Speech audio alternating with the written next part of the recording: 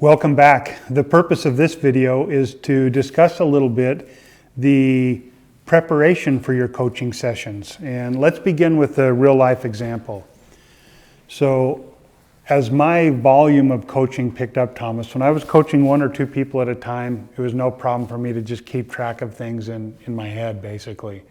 And then as I started coaching more and more people in parallel, I hit this place of frustration because my preparation was taking me a lot of time.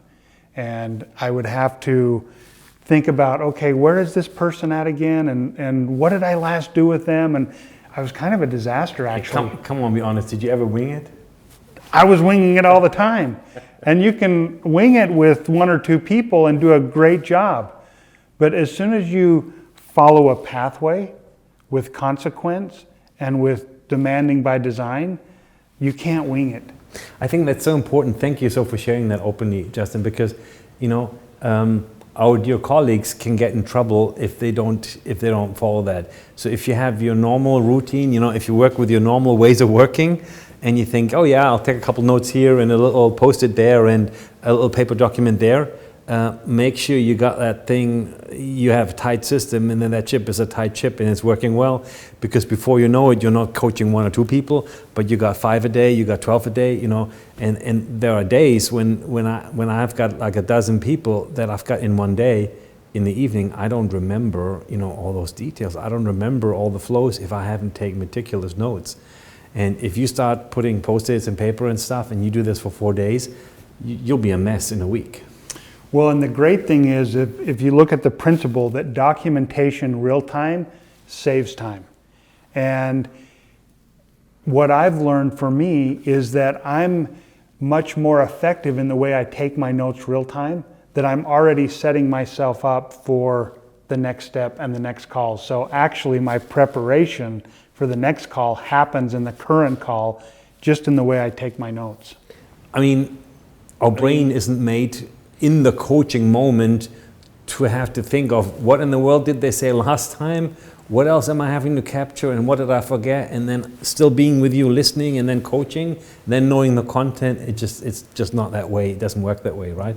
So make sure that you alleviate your mind and your memory and completely from all these other supporting functions, that you can really be with the client. So I also, like Justin, I work with a CRM system, meaning I digitally write down right away a to-do, a note, a detail, and there are modern CRM systems out there that you can make these, for sure, confidential documents that no one else in your organization can read them.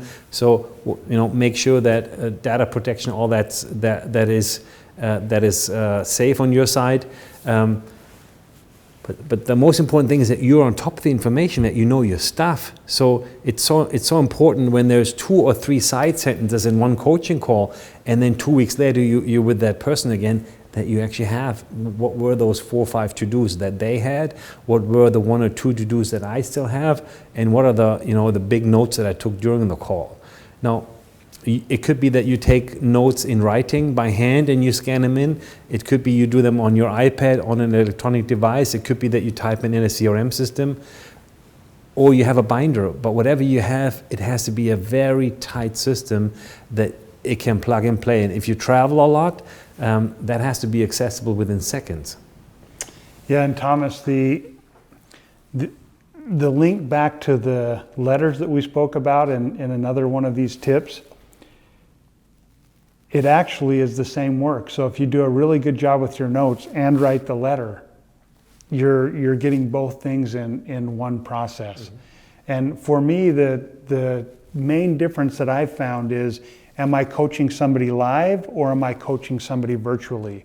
Because when I'm coaching them live, I'm probably not as intense on taking as many notes, because I want to be even more fully present with them.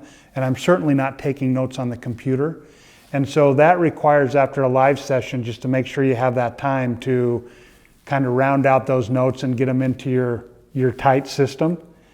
Whereas when I'm coaching virtually, I do type directly onto my computer and I can capture it all real time. Mm-hmm. And so if you ask me, I like to have a mix of live versus virtual, because the live does give you a unique connection when it's possible. And it's quite nice to have virtual ones because of how you can take notes at a deeper level and still be present. You remind me of an important rule when you fly complex aircraft. And that rule is, when it's a fast aircraft and a complex cockpit, the rule is you stay ahead of the aircraft as a pilot. Meaning if you fly high speed, you can't be reacting to what happens. You have to be 1 mile, 2 miles ahead of the plane. And I have that picture, in my mind when I think of how we organize our coaching now. We are staying ahead of the plane. We're taking the notes, we're managing the details, we know what's going to happen at the next corner, right? We already have that in our awareness now because we've traced it. This may sound like a mechanical way. It's not. We're not saying that you're doing a mechanical coaching, not at all, right? So use your coaching methodology as you apply Live with Intent. Be completely involved with the client. But what we're saying is have your act together when it comes to details, to-dos, notes, and don't end up, stumbling into the next coaching session like we've had when we've had waves of people to coach. That in the third or fourth coaching session, we were like trying to find our papers and asking ourselves, well, what did we discuss last time?